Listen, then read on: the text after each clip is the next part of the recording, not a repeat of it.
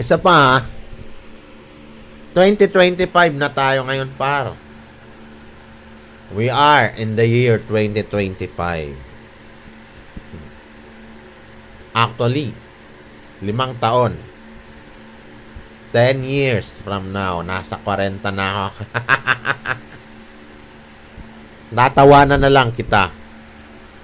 Because, kung ano yung kulay ng budhi mo, kulay ng utak mo, kulay ng bunganga mo, paano ka mangharas? One day, frequency will detect it.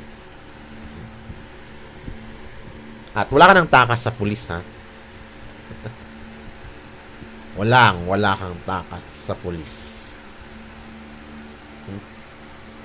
Yan ang katotohanan one day. One day, it will be revealed.